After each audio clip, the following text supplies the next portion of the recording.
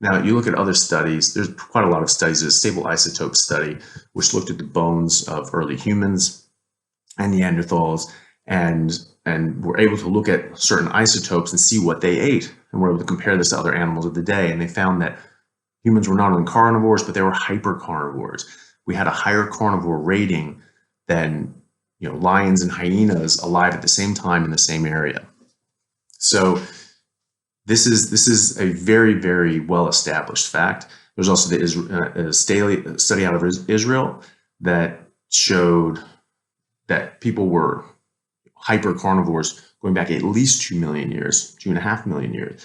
This is because likely the ice ages. Our ancestors about 8 million years ago were herbivorous. They split off because they started eating meat. They started eating more and more meat, more and more meat. They started having more human adaptations. Our teeth got smaller, our jaws got smaller because we're eating softer and softer food.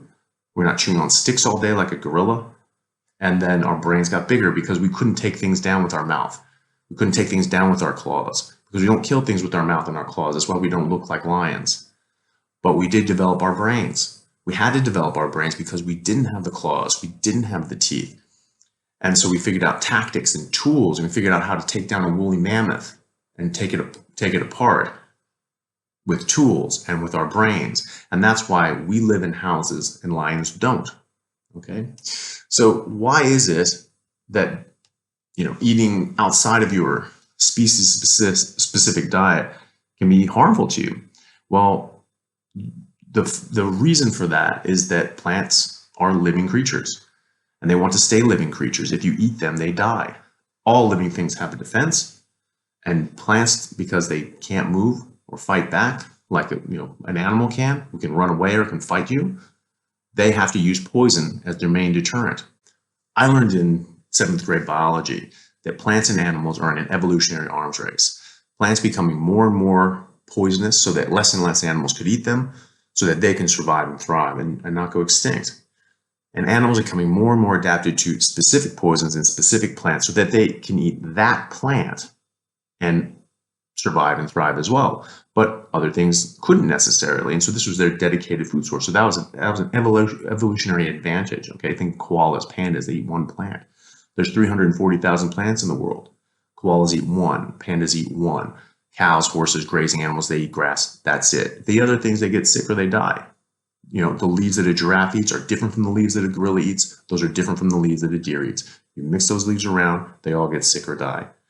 So, we know this inherently, okay? If you get lost in the woods and you run out of food, you can't just eat any random plant, okay? Everyone knows that you'd get very sick, you could die. People have died, okay?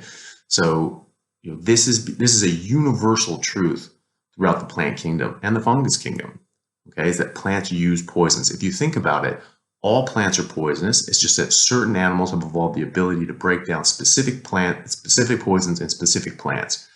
But if they haven't evolved to eat that plant is bad for them, and that goes for us too.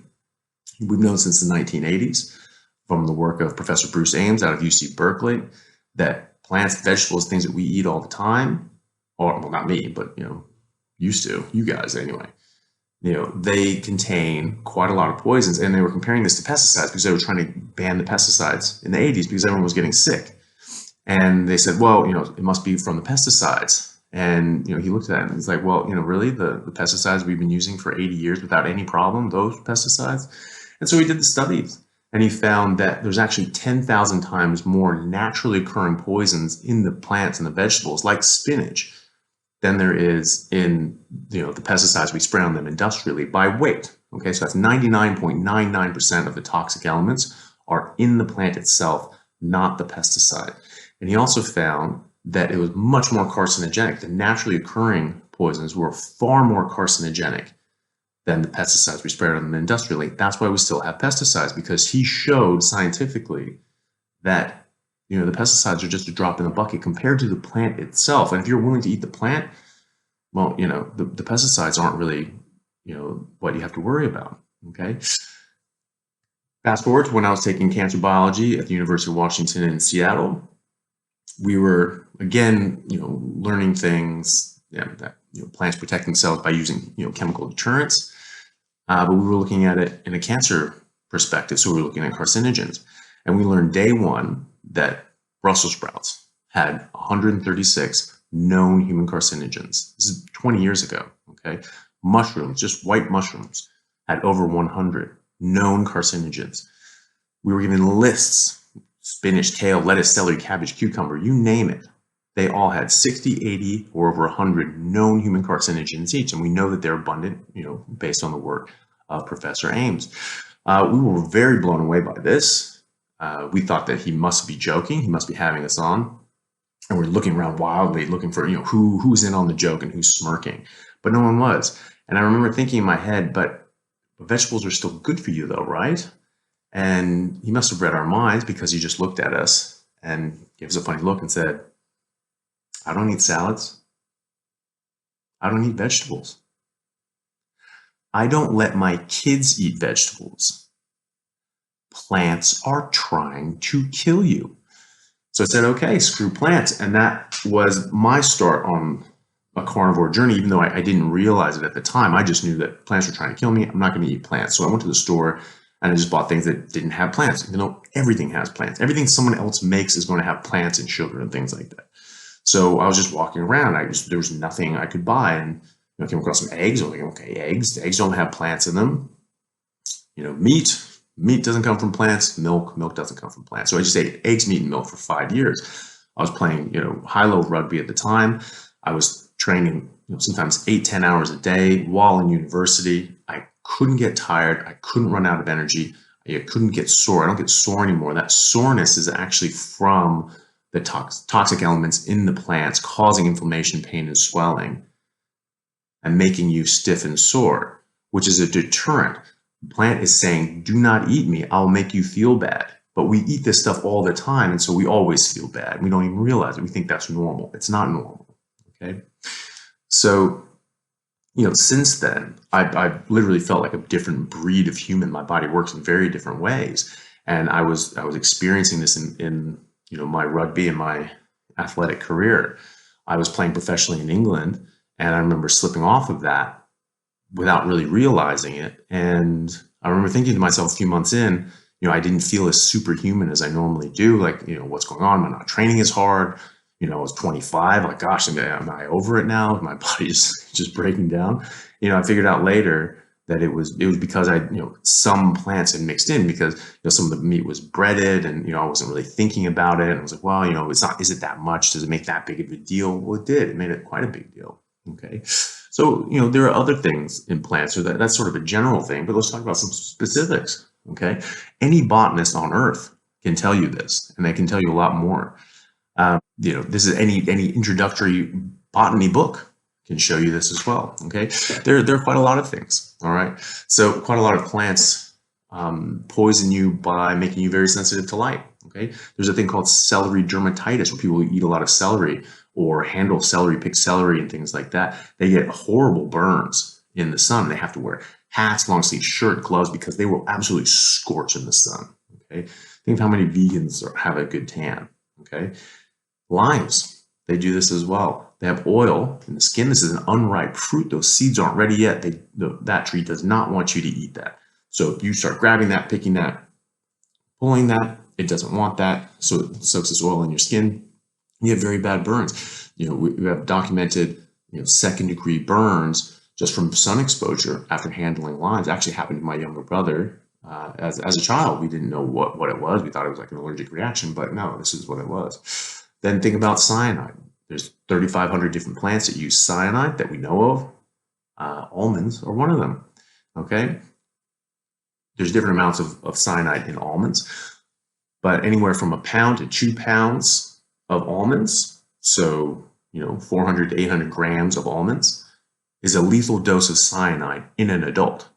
And yet we give this stuff to children and tell them that it's good for them.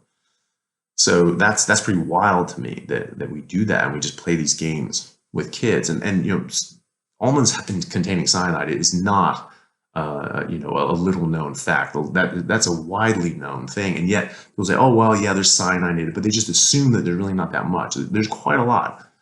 I've sat down and just eaten handfuls of almonds while watching television, and easily eaten half a pound. You know, that's half a lethal dose of cyanide. That's insane. And so even if it doesn't kill you, like that's not good for your body. Okay. There's nightshades, you know, deadly belladonna, tobacco. These things are quite harmful. They contain solanine, among other things. This can kill you. Okay. We avoid belladonna. This is something that people have used as poisons going back centuries. And people knew for centuries that you don't eat nightshades. And then all of a sudden we forgot this or thought that it didn't really matter that much. But potatoes, tomatoes, eggplants, peppers, these were all in the nightshade family. And they all contain solanine and other toxic elements. 70 people a year still die from eating potatoes. Potatoes, okay? But it's not that far-fetched. Think about it. I'm sure most people have learned that you take potatoes, you need to keep them in a dark place, in a cupboard or something like that, because if it turns green, it's bad. You can't eat it. Well, what does bad mean? It means it's poisonous, and it's deadly poisonous. If it starts growing a root, you have to cut out the whole root or just throw the whole thing away, because now that's poisonous, deadly poisonous. That can kill you. People that don't realize how bad that is, eat it and they die, or because they have to if they're starving, I suppose. But that's a serious thing. And even though a normal potato, when it's not in those forms, isn't necessarily going to kill you, it's not good for you. Okay. And then there's carbohydrates and so forth, which fundamentally disrupt your metabolic system and so forth, which is maybe a topic for another time. But I argue that what people call a fasting state, a so-called fasting state, is actually our primary metabolic state. It's the primary metabolic state of nearly all animals in the wild. That's where all of our heavy machinery comes to bear. Okay, so when you're on a carnivore diet, you're in that metabolic state, just like a cow, just like a gorilla, just like a wolf, just like a lion. Okay, so what else about plants? Well, we know that we can't be vegan or herbivores because plants lack very vital nutrients that you cannot get from anything else. Hey guys, just want to take a second to thank our sponsor, Carnivore Bar. I don't promote many products because honestly, all you need to be healthy is to just eat meat. For those times that you're out hiking, road tripping, or stuck at work and you want a nutritious snack that is just meat, fat, and salt if you want it, the Carnivore Bar is a great option. So I like this product not because it's just pure meat, but also because I want the carnivore market to thrive as well. And the more we support meat-only products, the more meat-only products there will be available in the mainstream. So if this sounds like something you'd like to get behind, check it out using my discount code Anthony to get 10% off, which also applies to subscriptions, giving you 25% off total. All right, thanks guys. We need to supplement. Vegans need to supplement. Vegetarians need to supplement. They're generally quite deficient. Look at India. They have high rates of vegetarianism and so forth, but they're generally ovo-lacto vegetarians. So they are getting some animal sourced nutrition, but they're also very nutrient deficient. They have quite bad nutritional deficiencies. They're very they're very deprived in that sense of nutrients. Okay, so if you need to take supplements, obviously this cannot be something that we evolved on because we didn't have supplements and GNC 50,000 years ago, even 100 years ago, really, for the things that we have available now. We certainly didn't have them 100,000 years ago, 2 million years ago, when people were living as hyper carnivores, as we've seen from all the studies. Okay, so if you need to supplement, then by definition your diet is deficient. Okay, so that can't be our evolved diet. That can't be our optimal diet. There are quite a number of things: B12, D3, K2. You're not going to get enough vitamin A. You have to eat 3 pounds of carrots a day just to get enough. 6 pounds of carrots a day just to get enough vitamin A day. Okay, so that's not going to happen. You're not going to do that. And then there's other things, the essential fatty acids such as DHA and so forth. This does not exist in plants. We make some of the essential fatty acids that we need, but we don't make that much. We don't make enough. Okay, and that is what grows your brain. That's what grows your nervous system. And if you don't get these in sufficient amounts, your brain will be underdeveloped, and your brain will start to decay. There's quite a lot of large studies showing that higher saturated fat intakes, higher animal fat, protein, and so forth in the diet protects against Alzheimer's, protects against dementia, protects against Parkinson's, actually protects against heart disease. Okay, we'll get to that later. So on a carnivore diet, you don't need to supplement. Okay, the Inuits didn't do it. I don't do it. The native Australians didn't do it. Genghis Khan and the Mongol horde, who just ate horse meat, drank horse blood, they didn't do it. And you don't need to do it, okay? Because it's our evolved diet. If it's our evolved diet, then by definition, it has everything that you need. Now, there's an organization called SIPS, S-I-P-P-S. This is a group of pediatricians in Italy. And they've come out with this. They said flat out, any diet that you need pharmacological supplementation is a bad diet. It's not a good diet. And this is not something that should be pushed on kids. This was in response to people trying to push a vegan diet for children, which is honestly criminal. There have actually been cases of vegan mothers who are breastfeeding and their children dying from the breast milk because it's so deficient in the nutrients and probably have a lot of toxins as well. Okay, so that's quite harmful. Kids that are raised vegan have much higher rates of autism, have much higher rates of short stature, reduced bone mineral density, muscle density, and so forth. This is bad for them.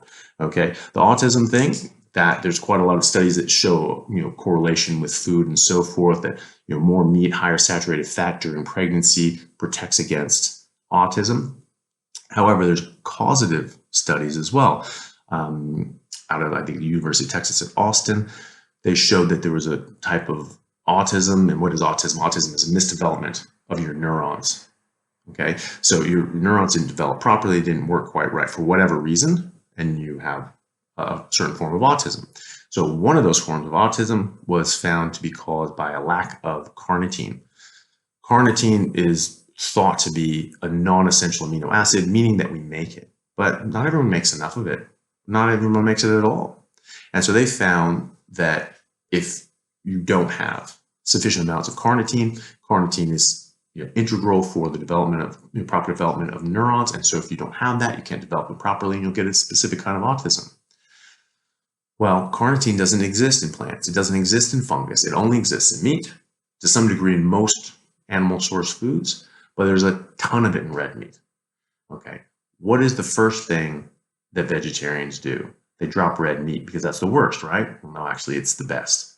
Vegans, they don't eat any animal products at all.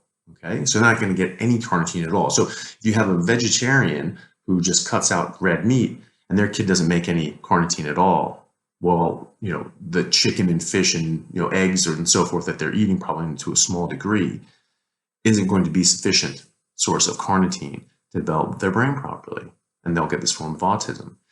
And then vegans who eat no animal source protein at all and get none of these nutrients, get no carnitine, even if they have a slight deficiency, they'll get this form of autism as well. So this is quite serious. And honestly, you could argue that this was child abuse to do this, and that may ruffle some feathers. But I think if you think about this and you understand, the science behind it, it's hard to argue that it's not. Obviously, people aren't doing this intentionally. If they were, then that would certainly be child abuse. Parents want to do the best for their kids by and large. And sometimes they'll put them on a vegan diet because they're being told that this is the best thing. But I can tell you for a cold, frozen fact that is the worst thing you can do for your kid. Okay.